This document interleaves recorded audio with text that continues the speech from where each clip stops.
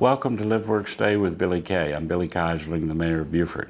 Today we have a great show. I've got City Manager Bill Prokop who's going to be joining us, and we're going to talk about something called the budget. And we're going to try to talk about it in a lot more depth than you will read about it in the newspapers or here on the street.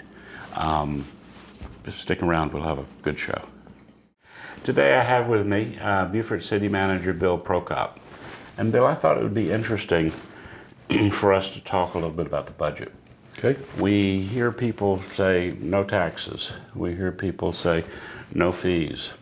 But we really don't have people talk about the budget the way we talk about it. We spend 3 months going through a process of department by department. Council members even visit the departments. And for us, the budget for city council or county or a state for that matter, or the federal government, what a budget really does is commit you to a certain direction in terms of meeting the needs of the citizens. Correct.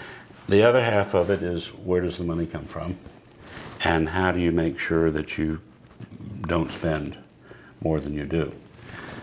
During this year's budget, with probably 3 work sessions, a public hearing on the budget, and a first and second reading, not one citizen came and commented on the budget. I'd like to think that it's because they think we're doing a good job. I'd rather believe that it's because as long as you're not going to tax them, they don't really care about the details. And it's so important because the details are what it's really all about. This year, for example, you recommended a $35 per vehicle fee to pay half of the costs of what we spend on maintaining state-owned roads, sidewalks, stormwater services. I voted for that. I was in the minority, and council didn't accept it. Right. But I voted for it not necessarily because I wanted the fee, but I think people have to understand that we're managing their money, we're setting priorities for their city, and there needs to be more accountability and they need to understand. Correct. So I thought maybe you could help me tell the public a little bit about, first of all, you can't do anything if you don't have money. Correct. So our sources of revenue for the city. Well, I think it's a good point, and the topic is good. And like you, I'd like to believe that everyone's really happy with what we're doing, and therefore they didn't show up. But I don't think that's the case. I think it is important for people to realize what's behind the budget. And I think we, and I'm talking for myself and council, are proud this year that I believe in this whole area we had the smallest increase of any taxing authority. Ours was 0.96, not quite 1 mil, versus others, even fire districts, had 2+. So we tried to do a good job. Basically, our revenue comes from several sources. First of all, our property taxes, which is about $4.5 million. Second, our business license, which is about $3.5 million. Then we have, and I've got a sheet over here, and look, we have franchise fees that come in about $2.5 million. And we have other fines and forfeitures, etc., about $2.5 million. And through these various fees, and there's some other miscellaneous ones, it's about $17 million comes in revenue. And the key, which we've had many discussions over the last 2 years about for us, is where we see the growth is our business license fee, which is very important, and the A-tax funding and hospitality taxes that we get.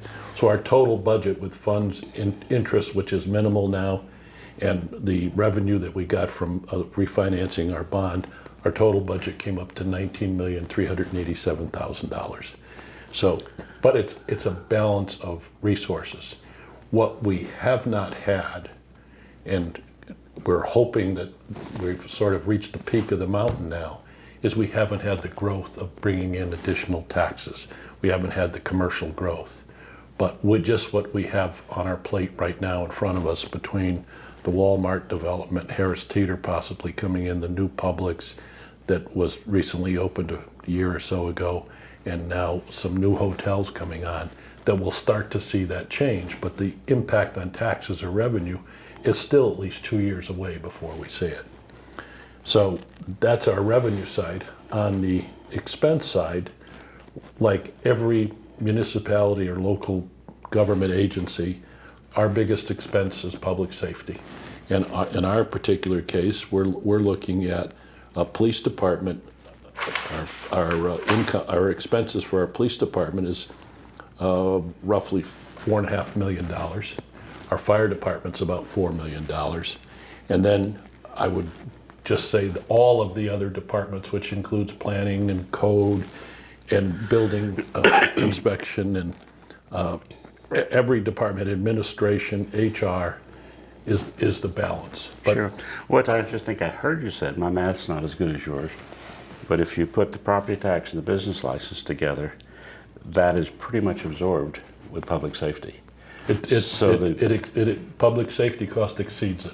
So Correct. that we're looking at at other revenues from the A tax and the accommodations tax and the hospitality tax, which we get very little of, to franchise fees. And the government, state government has created a local government fund, but we're funded at I think 72%. About 72% of what we should be So getting. over is what we get. $100,000 of money. Correct. They passed a law that said we're going to give the cities money, and they're not giving us that. They're not giving us the 100,000. full amount.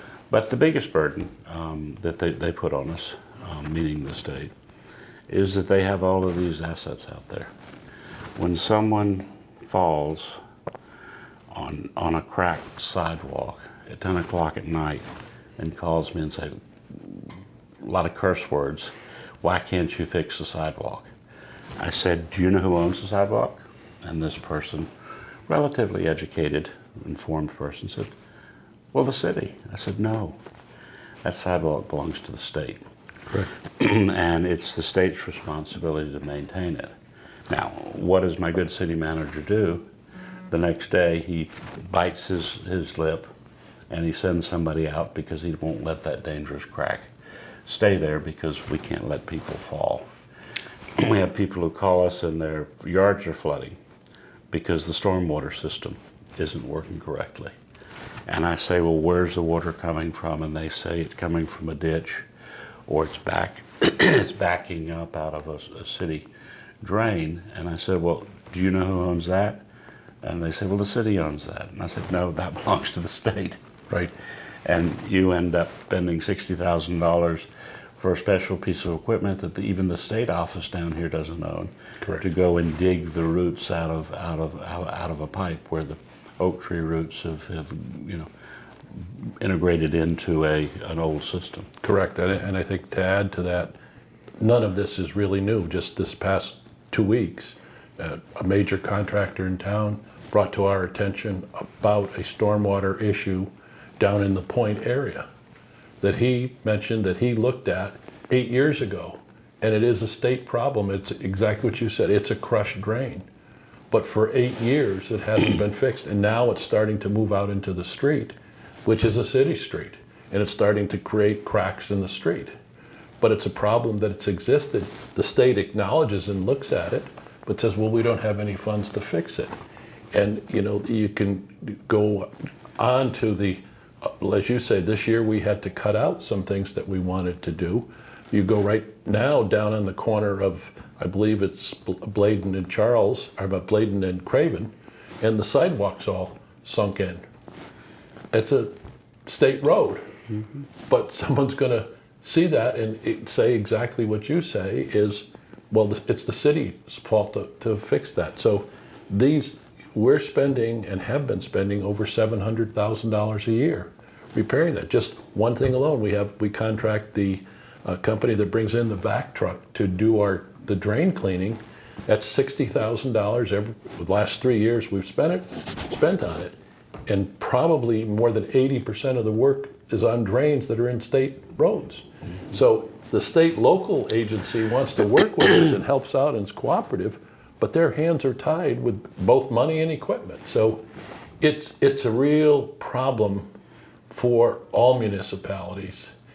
Today's local newspaper, letters to the editor. Not in our community, but down in Bluffton, somebody's writing, which I've said before, they're really upset that at 278, where 170 goes towards 46, the median hasn't been cut since they planted it there. And it's, again, it's today's newspaper, and their comment is the DOT doesn't do anything. They cut it once a year. It looks terrible. We spent millions of You dollars. look at the new Highway 46 from 278 over to the circle, and it's like there's a forest there. Correct. And, you know, I know the state doesn't have money. I know they've been debating it for a number of years. I was in the state legislature, and I was probably guilty too. It's only since I became part of local government, where the rubber hits the road, where the people called me, as I've come to think about that. So when legislators say no taxes, they ought to also be looking at the issues that they're not dealing with, because they're not day-to-day issues. I get a call, I call you, something gets fixed. We got to take a break, but we'll be right back.